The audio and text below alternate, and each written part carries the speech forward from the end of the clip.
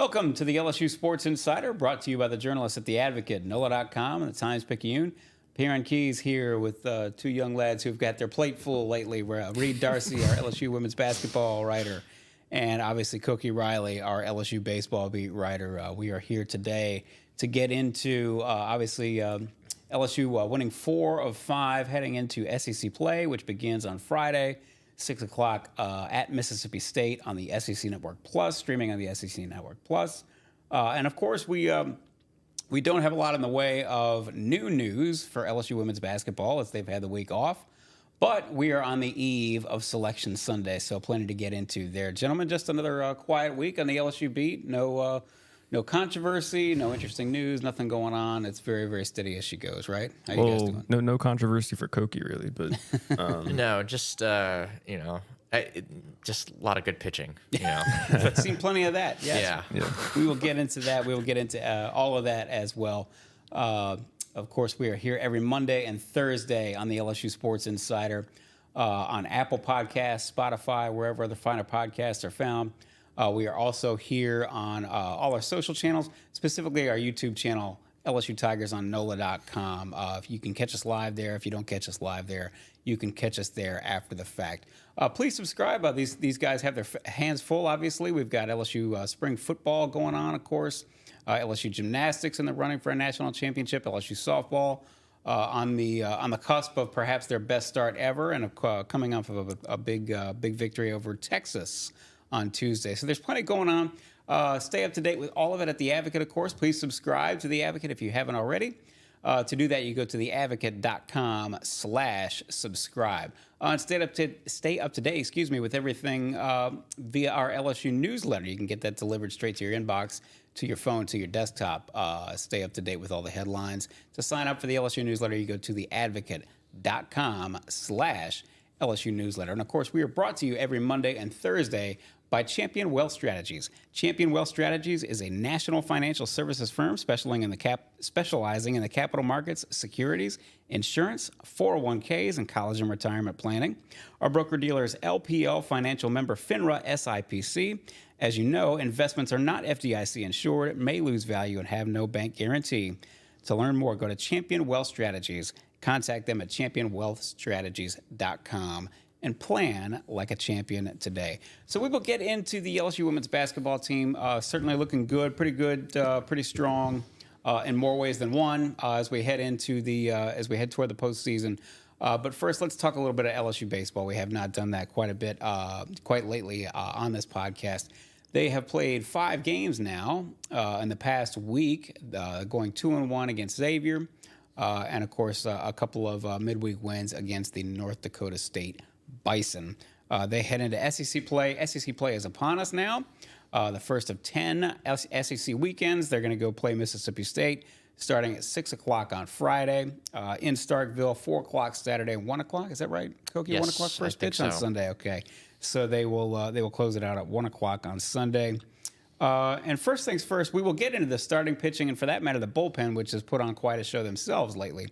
But first things first, let's talk about the lineup. There's been, as you would expect at this time of year, really throughout the season, but particularly early on in the season, tinkering with the lineup and some experimentation. And in some cases, I'm going to get to say, Koki, that it's not just experimentation, but just a sort of a move to get all of your good players in the lineup and give them a chance to play and start.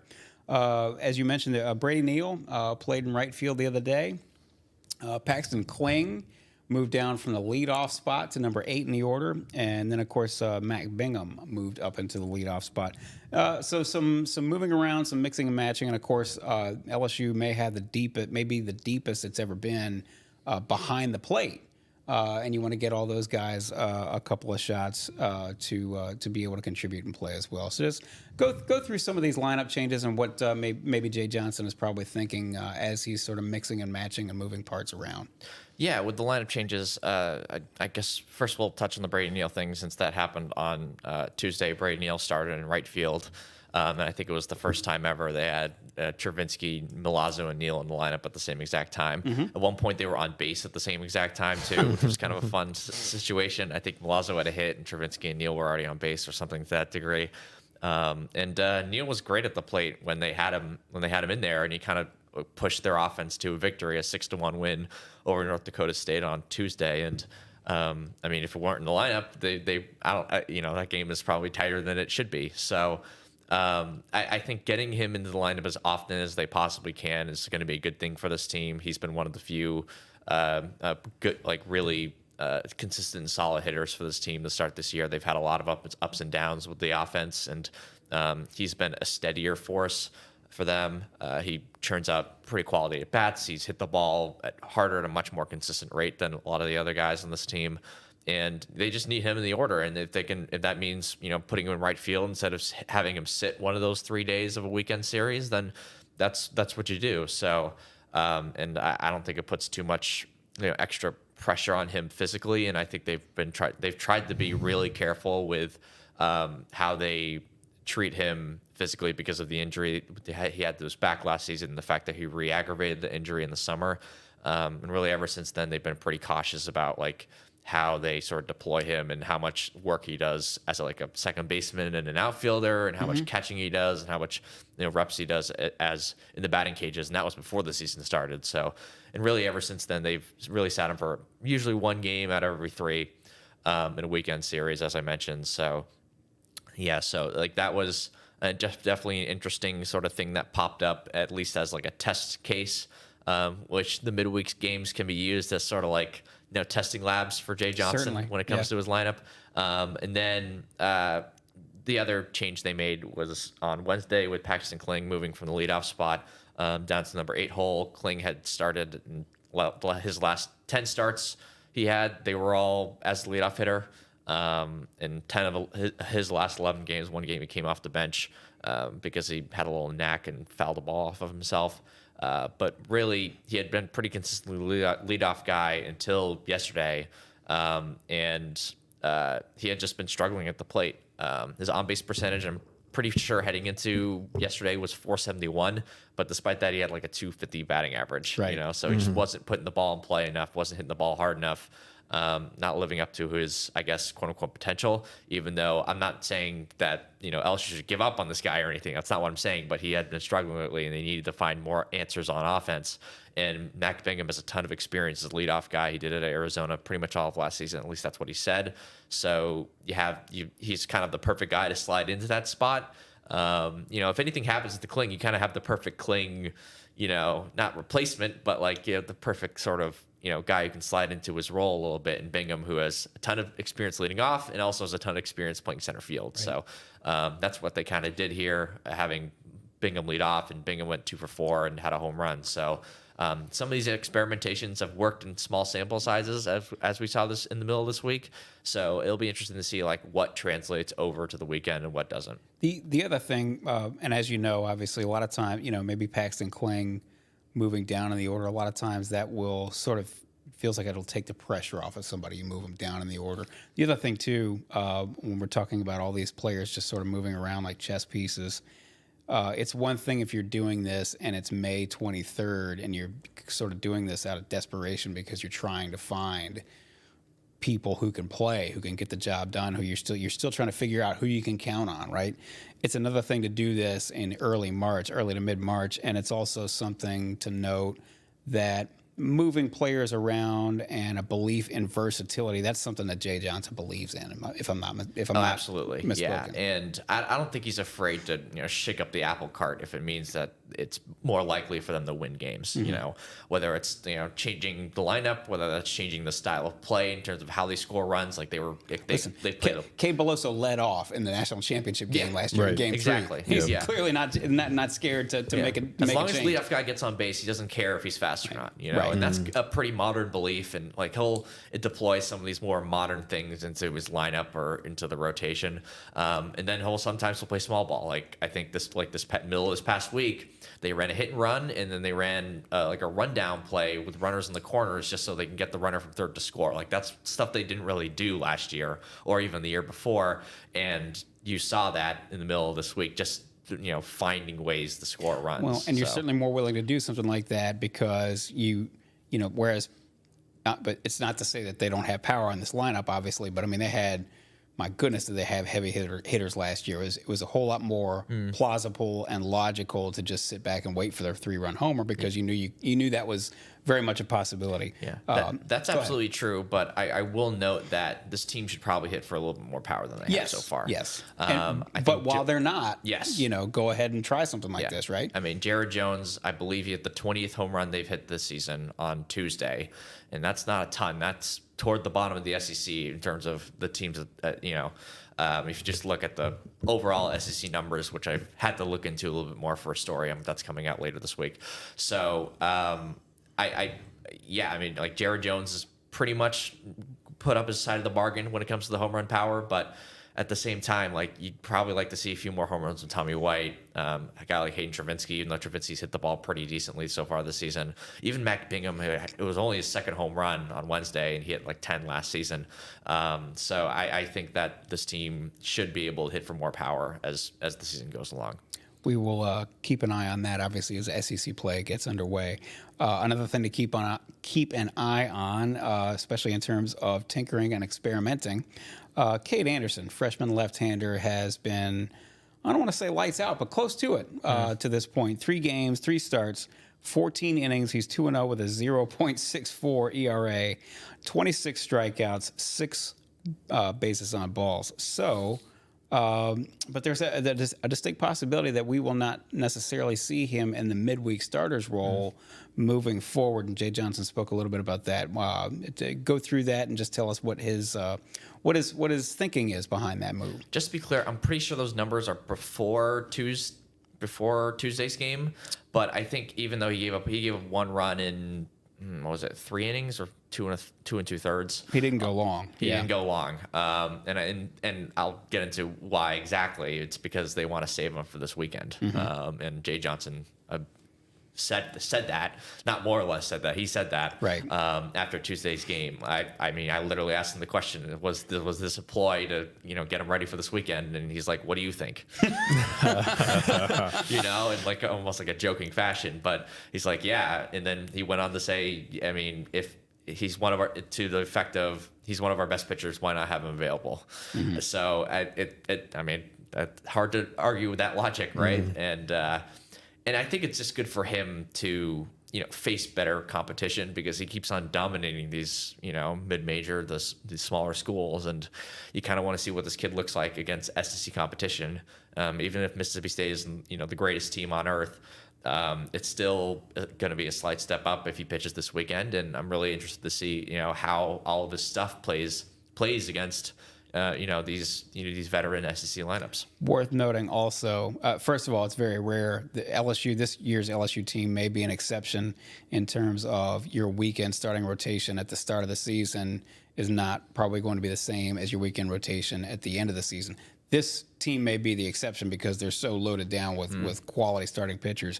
But the other thing to recall and take into consideration, of course, is that we all know that once you get into the postseason, sort of all bets are off.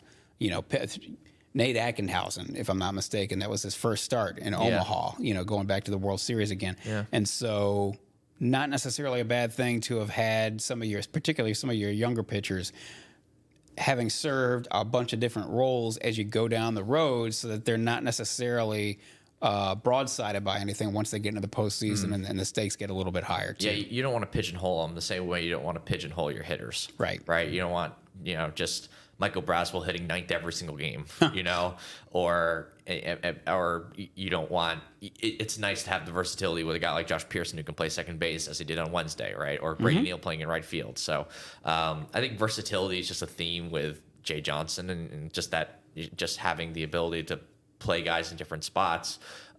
He just sort of likes having that roster flexibility because it just allows him to do different things. And you've got a deep pitching staff, which includes a bullpen that has, and again, you again talk about we're about to see LSU step up in competition, level of competition. But to this point, the bullpen has been about as good as you can hope that a college bullpen would be. The past 5 games against Xavier and the Bison, North Dakota State, And I did this by hand, so I might be off by a third of an inning or a run here and there, but it looks like 24 and a third innings in 5 games, a 1.47 ERA, 28 strikeouts, 12 walks. That's pretty strong. Yeah. That's pretty strong, and that's over a pretty decent sample size there too. To tell you how good the rotation's been, that's probably a step behind the rotation because like the rotation didn't give up a single run against Xavier, which is, stuff like that's kind of unheard of, especially at LSU. But I mean, as you said with the bullpen, I thought they pitched a lot better. They pitched a lot better the last 5 games. I think in Houston, it was a little bit up and down. It wasn't perfect for sure. And when you look at their team ERA, the bullpen is clearly the thing that's kind of lowering them a little bit. They're still, I think, a top 5 team in terms of ERA in the SEC. But if you had to pick one thing, it's probably that. And then this weekend, they were excellent. Like Wednesday is a perfect example of this because they were really throwing the back half of their bullpen. It's kind of Johnny Holstaff yeah, style. Exactly. Yeah. Like Will Helmer's threw, in the Will Helmer's lights out so far this season. Cam Johnson threw. Aiden Moffett hadn't thrown in weeks, and he threw. Christian Little, I'd say, is working his way up in terms of where he is in the bullpen. He was lights out as well, and they didn't give up.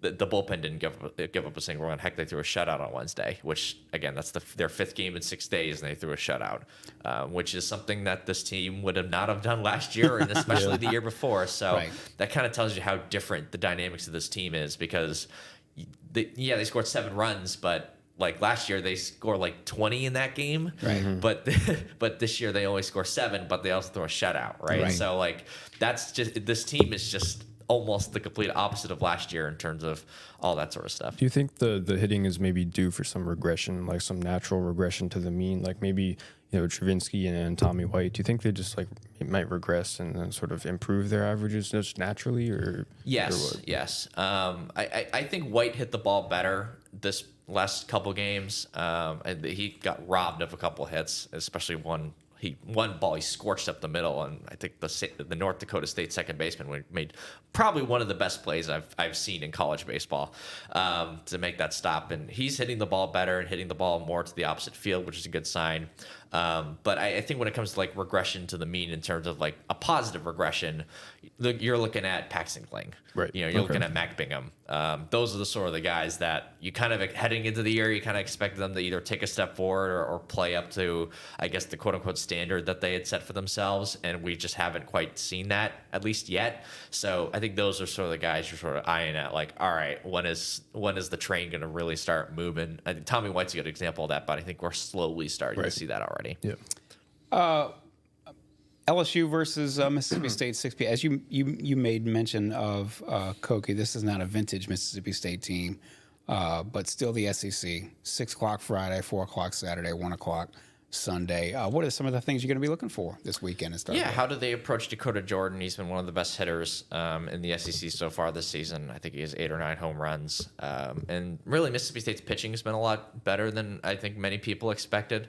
They've thrown the ball pretty well overall. I think they lost. I haven't checked what happened on Wednesday when they played UNL, but they lost on Tuesday. But that was just the snap and 9-game winning streak. So they have been playing better baseball lately after a pretty rocky start. So yeah, it's going to be a really good test for Mississippi State to see how much progress have they actually made. Can they take a game? Can they take 2 games from this series? And for LSU, it's another slight step up in competition, and you want to see. For them, what does the offense look like when you're facing probably a slightly better pitching staff than you have the last 5 games? So you just hope for progress for LSU's offense, especially. It's that time of year. For so many people around this state to get a crawfish boil going on the weekend and put LSU baseball either on the radio or stream. And so plenty of people are going to be looking toward that and looking forward to it over the next 2 months. And the journey begins sort of in earnest now this weekend with SEC play beginning. This is the LSU Sports Insider, brought to you by the journalists at The Advocate, NOLA.com, and the Times-Picayune. You know where to find all the writers' great work. That's at theadvocate.com. So please subscribe if you have not, whether that's print or digital. Please subscribe. Go to theadvocate.com/subscribe to do that. To stay up to date with everything, whether you subscribe or not, You can get all the headlines delivered to your phone, to your inbox, to your desktop with our LSU newsletter. And, of course, there's plenty going on. Spring football, baseball, softball is on a tear, obviously, gymnastics, and, of course, LSU women's basketball coming down the stretch here in the hunt as the NCAAs begin here in less than a week. So get the LSU newsletter delivered straight to your phone. That's to sign up. You go to theadvocate.com/LSU newsletter. We are here every Monday and Thursday on the LSU Sports Insider. We're available on Apple Podcasts, Spotify, wherever other finer podcasts are found. But we're here live on all our social channels Monday and Thursday, more importantly, specifically on our YouTube channel, LSU Tigers on NOLA.com. We're there live. You can catch us live. If you don't catch us live, you can catch us there after the fact. So please check out our YouTube channel, LSU Tigers on NOLA.com. And, of course, we are brought to you every Monday and Thursday by Champion Wealth Strategies. To learn more, go to championwealthstrategies.com and plan like a champion today. So, Reed, you had quite a quiet time in Greenville. No problems, not much going on. Nothing really happened. Nothing really to report. No. Very steady as she goes. In all seriousness, what is a shame, and I will say this with a bit of earnestness. It's a shame in some ways that the skirmish that broke out with a couple of minutes to go between LSU and South Carolina in the championship game overshadowed what I thought was an illuminating trip for LSU through the SEC tournament. They are dealing with injuries, to one degree of severity or the other. But they start off against Auburn. Auburn was a team that gave them a fight, beat them actually straight up in Auburn, and then gave LSU a fight in the PMAC. And my goodness, did they take it to LSU? Took it to them, yes. And there was not any doubt about it. They obviously last year Poa suffered a head injury with a hard crash backward, head crashing to the floor. It had to be stretchered off, and what had to have been a very surreal and scary moment in Greenville in the arena. And then, of course, listen, South Carolina, we said this before when LSU played South Carolina in late January. We knew that South Carolina, talent for talent, maybe 1 through 7, LSU matches them and maybe even exceeds them, but South Carolina is a little bit deeper. And South Carolina, they tried to run away and hide. They tried to take control of that game and really kind of put it away. LSU did not let them. They kept on fighting. So anyway, we go through this. LSU has fought through some injuries, projected to be as high as a number 2 seed. Just tell me, first things first, let's, if you would, just sort of recap their trip through the SEC tournament and tell me what sort of some of your main takeaways are from main that takeaway. tournament. I think the first game against Auburn, I was sort of surprised how they came out. They you could tell from the start they were just locked in and focused, and they were really hell bent on winning that game and proving that they were a better team than Auburn. Mm-hmm. And I've never seen them start out a game like that. They started 21-0 run or something like that. Trying to shut them out in the first quarter. Yeah. So they almost shut them out in the first quarter. So that was sort of the moment where I'm like, okay, they really have a shot at going getting to Sunday and maybe winning the whole thing. So that was sort of when I realized that. And then I think the biggest takeaway for me is just how they fought through everything that they were dealing with. Mikaylah Williams didn't play the first 2 games because she was dealing with a nagging foot injury. And Kim Mulkey made clear that if they needed her to play, she could have played, but they were just being cautious, sort of resting her to sort of make sure that she doesn't make that injury worse before the NCAA tournament. So they didn't have her, so they were already shorthanded with her. And then Poa goes down. Very scary moment on Saturday. So that you can imagine, like that scene, that whole, her just seeing her getting stretchered off the floor had to be, really draining for them, and it had to be really tough for them to deal with. And they didn't fade. And they didn't. No, they won. They beat Ole Miss. They sort of held off Ole Miss at the end there, and then they went to South Carolina and they really fought and battled hard, and they went down by double digits, 2 or 3 times as late as the third quarter, and each time they came back and they cut into that lead, and they almost really took the lead at one point in the third quarter. And so it was just more like, how much they fought through, and how much they had to battle just to get to Sunday. Angel Reese turned her ankle against Auburn, and After that game, she was walking through the hallway. She had a really bad limp, and she had a big ice pack on her ankle. And then for the next 2 games, she was walking into the arena. She had a big boot on her foot. So she was in a lot of pain. She was dealing with a lot of swelling and a lot of pain in her ankle. But she fought through. She played well. So it's just like they battled through a lot, and I think they showed that they really proved their mettle that they're locked in, they're focused, and they're one of the best teams in the country. And they've played South Carolina really well the 2 times they've played them. Again, one of the things that was overshadowed because of the fracas, the thriller in Greenville that erupted at the end of the game was Flau'jae Johnson, just how well she played in those 3 games. 59 points. I'm going by memory here. I know she finished with 59 points in those 3 games. I think it was 25, 21, and 13. Yes. 25 against Auburn, 21 against Ole Miss, 13 against South Carolina. She shot 51.2% from the floor and 100% from the foul line. Yep. That is the definition of coming up big when you need one of your proven veteran players to come up big because you are a little thin. Just tell us. She looks pretty good right now, doesn't she? Yeah, she does, and she's playing really well, and she's playing their best basketball of the season right now. I think she was their best player. You could argue she was the best player in Greenville for them. She was the best player, definitely, without a doubt, in the Auburn game. It was really her, her shot making, her driving, her ability to finish around the rim that really, ignited their offense at the start. So she's been playing really well. And Kim Mulkey has sort of discussed, numerous times throughout the season how much she's improved, particularly with the way she attacks defenses off the dribble and the way she can sort of manipulate defenses to get to the rim and get to the free throw line. And that shows in her efficiency numbers. And I talked to Haley Van Lith after the Auburn game in the locker room, and I sort of asked her, like, I know you didn't play with Flau'jae last year, but so what's different about her game? How has she improved year over year? And Haley made a good point. I think she said, because she's shooting a lot better from the outside, her efficiency is up. Defenses are, they're respecting her shot more. They're closing out on her shooting more, and so that opens up more of her game. Like, she can attack off the dribble, she can attack closeouts, and then she can get to the rim, where she happens to be one of the best finishers in the country around the rim. She's really good at sort of moving around defenders and finishing layups in traffic. So she's been great. It's a great sign for LSU that she's looking comfortable and confident, that she's shooting well from the outside. And just the confidence that she's playing with, it's going to be, if she can carry that over into the NCAA tournament, that's going to be a huge boost. I think some people forget how good of an athlete she is in some ways, because especially if you can get the outside shot going, that just opens up the floor more for not just her teammates, but for herself in driving lanes. And I mean, when you have an outside shot with that sort of quickness, it just makes containing you, especially off the dribble, that much more difficult. You mentioned the injuries earlier. Like, how much does this week in between, like, help them, I guess, get healthy? It's by the huge. time the first round? I think for a few of their injuries, the 3 injuries they're dealing with, the only thing that can heal them is time. You need ankle. You need, for Angel, you need her ankle just time to heal and time for that swelling to go down. For Mikaylah, you need time for her to rest her foot. It's plantar fasciitis. That can be a very painful injury. You just need time for that inflammation to go down.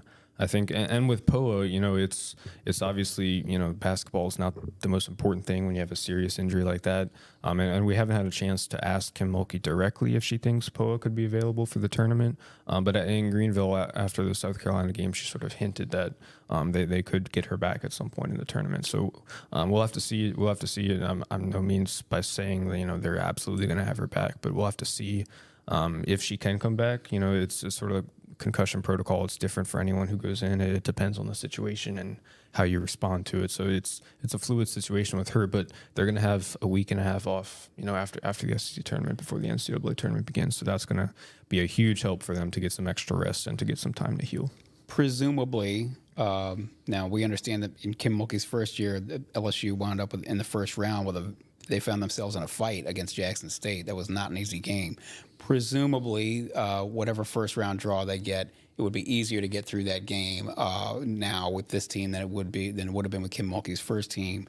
I say all that just to say, if Poa gets cleared, it's at least, and we're just wildly speculating now. Yeah. If Poa gets cleared even before that game, it's at least plausible that, well, maybe hold her out one more. You think you can get past a 15 seed or a 14 seed, and then you see what kind of draw you've got for the second round, and you sort of go from there. But certainly, if she's missed for this first weekend, that's a big blow. But certainly, this is why you play for a high seed, you know, to get yourself a better draw.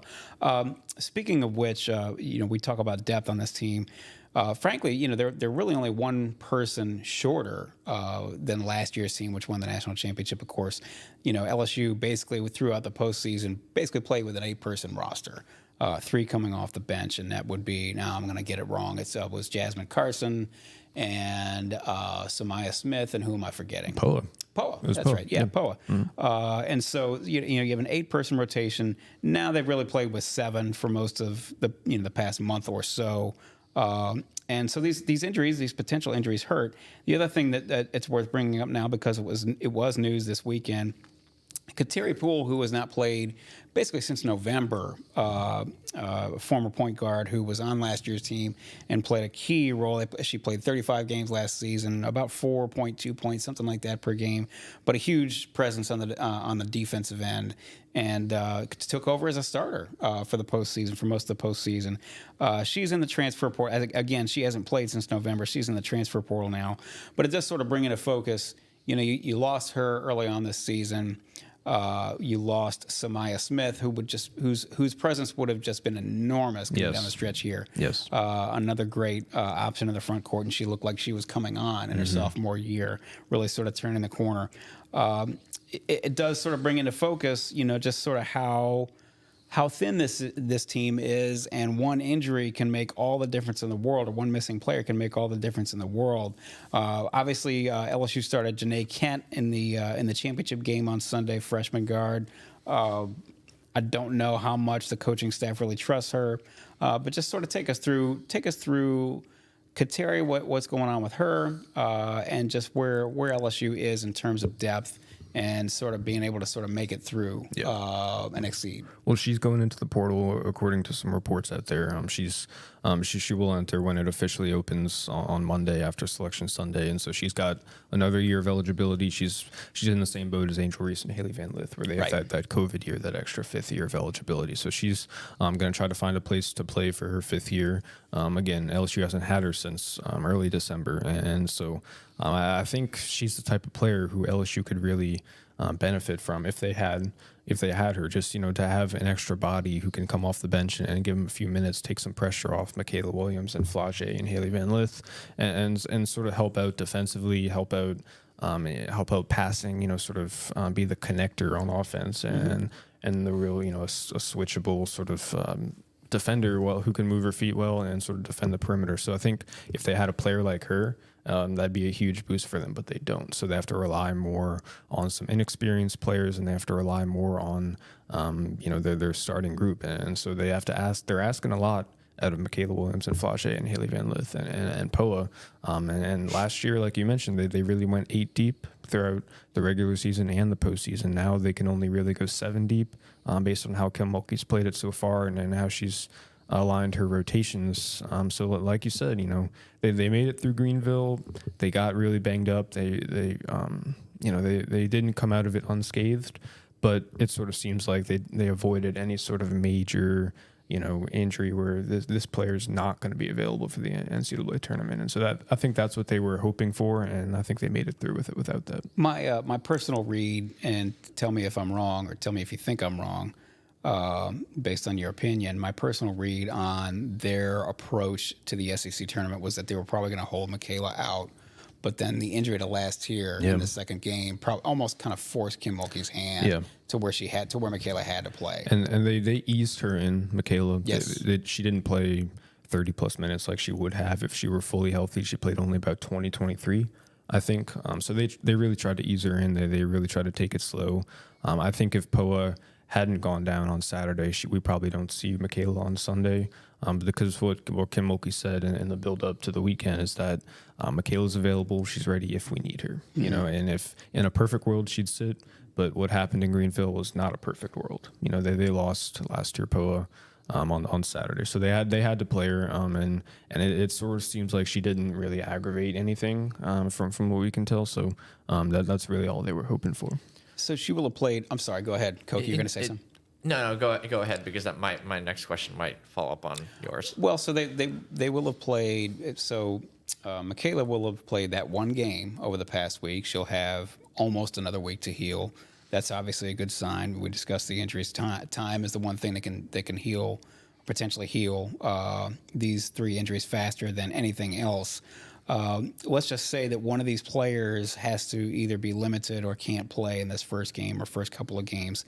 How much do you think we'll see out of Janae Kent? I think you'll see 8 minutes, 10 minutes? Maybe 10 to 15. You know, LSU, they started her on Sunday. Right. You know, that's one thing that also got overlooked.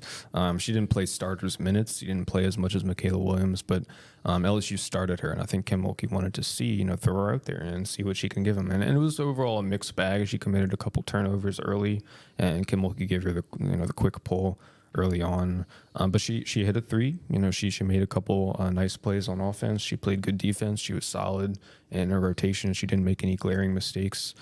So she was solid. You know, I think we'll see. You know, we'll find out in those first 2 rounds how much that performance showed Kim Mulkey that, hey, can I trust her? You know, can I really give her meaningful minutes? Because if she can give them, you know, in the Sweet 16 and the Elite 8, if she can give them 10, 15 minutes of solid play per game, then that'd be huge. And she can step into that, I guess, that Jasmine Carson role yeah, who she it's a good played way. last year. Jasmine Carson, boy, talk about coming up big down the stretch. 6 threes in the championship game, if I'm not mistaken, last year. So, I mean, look, hey, Selection Sunday is almost upon us.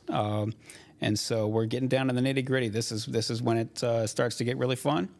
LSU has a number 8 net ranking right now. ESPN's latest projection as of last night, Wednesday night, was that LSU would be a number 2 seed. Let's just sort of sit and talk about it. I personally think if I were the NCAA selection committee, I would do everything I could to have South Carolina, Iowa, maybe UConn. Who else am I forgetting?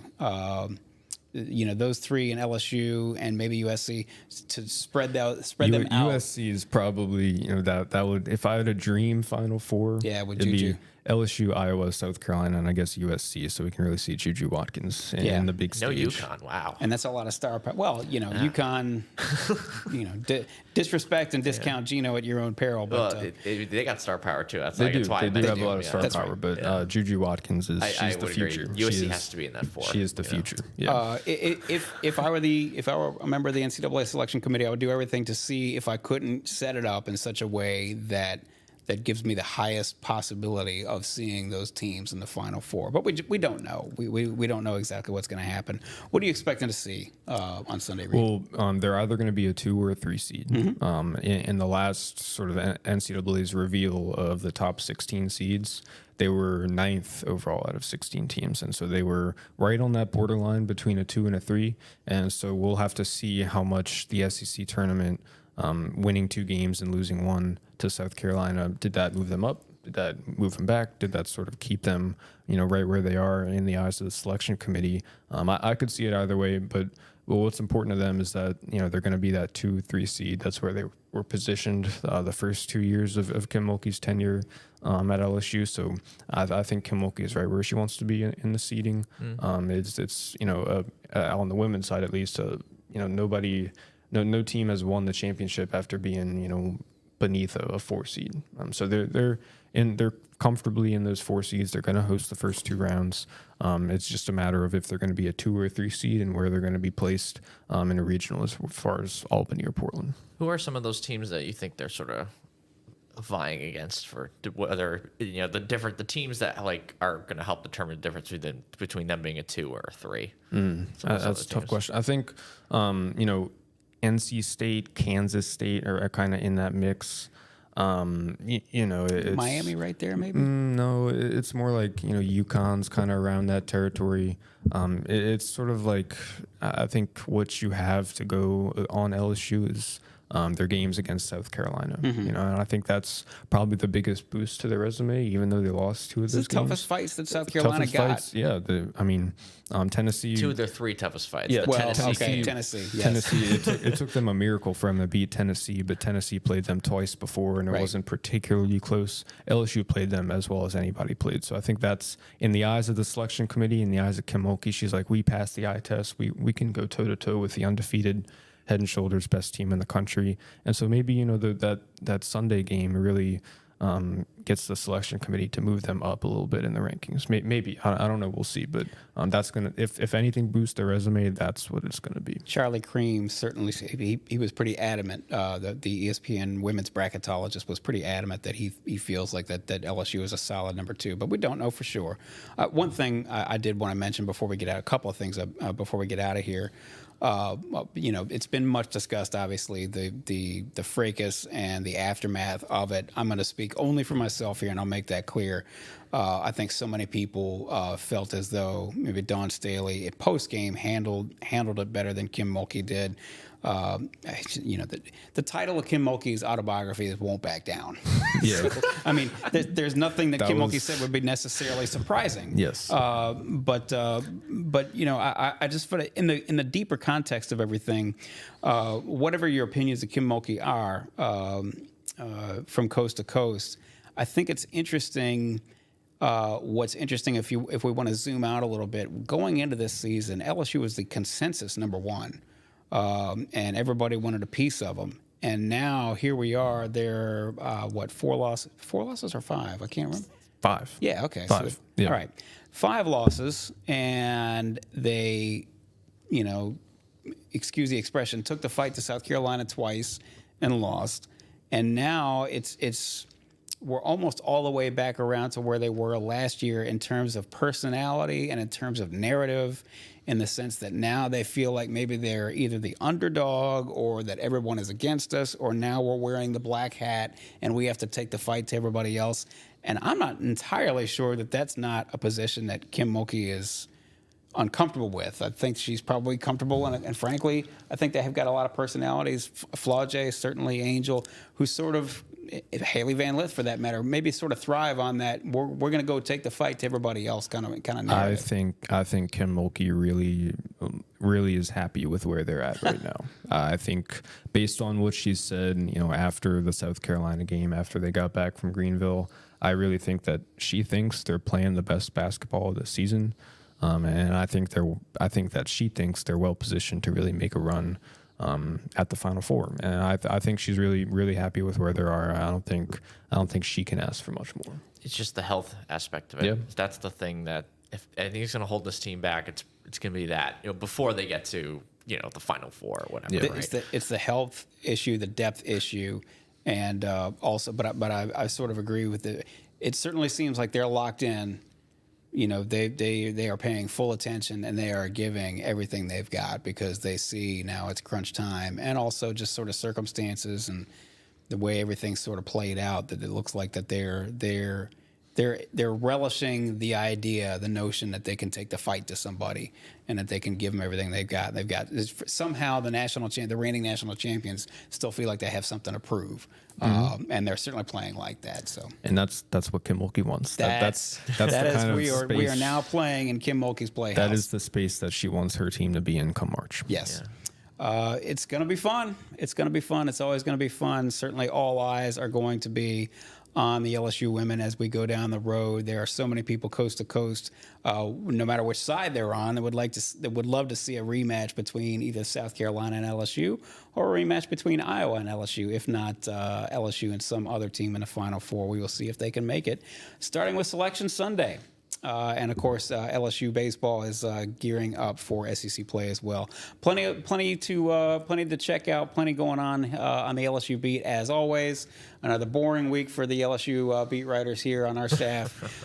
Please support your local journalists. Go to theadvocate.com/subscribe if you haven't subscribed to us already, whether that's in print or in digital, and stay up to date with all their work, with all the latest headlines with the LSU newsletter. Go to theadvocate.com/LSU newsletter to get everything delivered straight to your inbox. We are here every Monday and Thursday on the LSU Sports Insider. On all our social channels, specifically our YouTube channel, LSU Tigers on NOLA.com. Please subscribe to that channel if you have not already. You can catch us live there. If you don't catch us live, you can always catch us after the fact at any time on that YouTube channel. And you can find us, if you don't find us there, you can find us on Apple Podcasts, Spotify, wherever other finer podcasts are found. And we are brought to you, of course, every Monday and Thursday by Champion Wealth Strategies. To learn more about them, please go to championwealthstrategies.com and plan like a champion today. It's spring. There's plenty going on, plenty to stay up to date with, and plenty to check out, and never a dull moment on the LSU beats. So we will be here to document it all. For Koki Riley, for Reed Darcey, for Amelia Cott behind the glass, my name is Perryn Keys. This has been the LSU Sports Insider.